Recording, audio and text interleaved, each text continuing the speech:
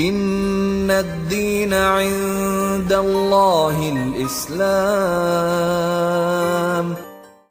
بسم اللہ الرحمن الرحیم، نحمدہ ونصلی علی رسولہ الکریم۔ آج 23ویں تراویح کا مختصر سا خلاصہ آپ کے سامنے پیش ہے۔ حضرت ابراہیم علیہ السلام کے فرشتوں کے بشکل انسان آنے اور بیٹے اسحاق کی پیدائش کی خوشخبری کا ہے۔ اب حضرت ابراہیم علیہ السلام کے دریافت کرنے پر کہ اے ملائکہ تمہارا مقدمہ آمد کیا ہے، تو جواباً فرشتوں نے کہا کہ ہم مجرمین پر پتھر برسانے کے لیے بھیجے گئے ہیں، گویا قوم لوط پر عذاب نازل کرنے پر مامور ہوئے ہیں۔ پھر قوم موسیٰ اور فرعون کا ذکر فرمایا گیا، اس کے بعد قوم عاد اور سمود اور آخر میں قوم نوح کا واقعہ بیان کیا گیا ہے۔ اس کے بعد اللہ تعالیٰ کی قدرت کاملہ کا بیان ہے۔ نیز توحید و رسالت کا اس بات کرنے کے بعد مقصد تخلیق انسانی کو بائیں الفاظ تعبیر فرمایا ہے کہ ہم نے جنوں اور انسانوں کو اس لیے پیدا کیا ہے کہ وہ ہماری بندگی کریں۔ ہم سب کو رزق دینے والے ہیں اور کسی سے بھی رزق کے طالب نہیں ہیں۔ اس کے بعد سورہ طور شروع ہوتی ہے۔ منکرین قیامت کو تنبیہ فرمائی گئی ہے کہ وہ ایسا سخت وقت ہوگا کہ آسمان و زمین لرز رہے ہوں گے، پہاڑ اون کی طرح اڑ رہے ہوں گے، کفار کو دوزخ کی طرف ڈھکیلا جا رہا ہوگا۔ وہ دن جھٹلانے والوں کے لیے سخت عذاب کا دن ہوگا۔ نادان اپنے نصیحت کرنے والے اور ہدایت چاہنے والے پیغمبر کو دکھ پہنچاتے ہیں اور ان کے متعلق بے بنیاد باتیں کرتے ہیں۔ دراصل منکرین فطرتاً ہی شریر ہیں۔ اے نبی صلی اللہ علیہ وسلم، آپ صبر کیجئے، ہم آپ کے ساتھ ہیں۔ اس کے بعد سورہ نجم شروع ہوتی ہے۔ اللہ تعالیٰ اپنے پیارے نبی کے معراج شریف کا واقعہ بیان فرماتے ہیں کہ پورے سفر میں نہیں بھولے اور نہ بھٹکے۔ آپ اللہ تعالیٰ کے اتنے قریب ہوئے کہ صرف 2 کمان کا فاصلہ رہ گیا، بلکہ اس سے بھی کم۔ اللہ نے آپ کو ایسی راز و نیاز کی باتیں کی جس سے کوئی دوسرا شخص واقف نہیں۔ اللہ کی قدرتی نشانیاں اس یقین کامل کے ساتھ مشاہدہ فرمائی کہ آپ کی چشم مبارک نہ جھپکی اور نہ ادھر ادھر بھٹکی۔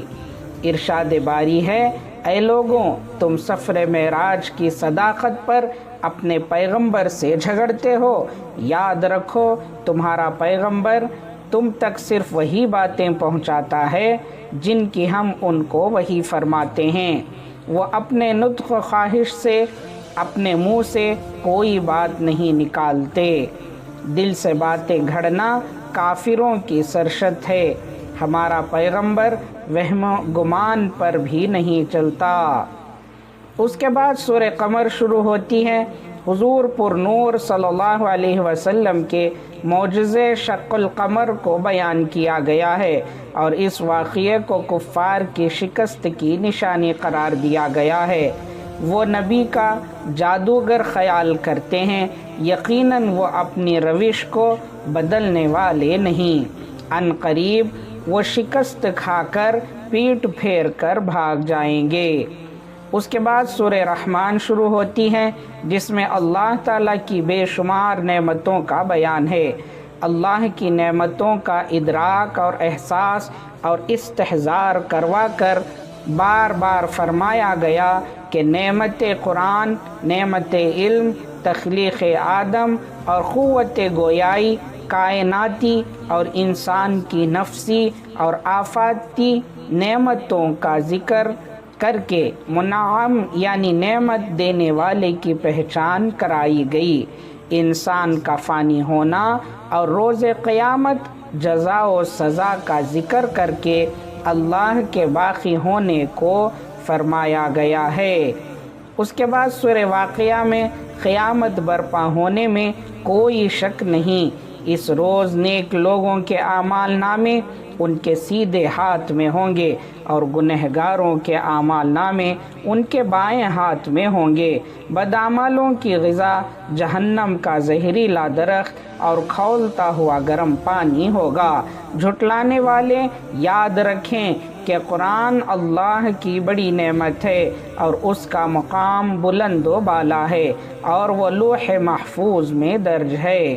اس کے بعد سورہ حدید شروع ہوتی ہے۔ ارشاد باری ہے کہ کائنات عالم میں جتنی بھی مخلوق ہے وہ اللہ کی تسبیح کرتی ہے۔ اللہ غالب و دانا ہے۔ اے مسلمانوں، خرچ کرنے میں بخل نہ کرو۔ اللہ کی راہ میں دینا گویا اللہ کو قرض دینا ہے جو 10 گنا تم کو واپس ملتا ہے۔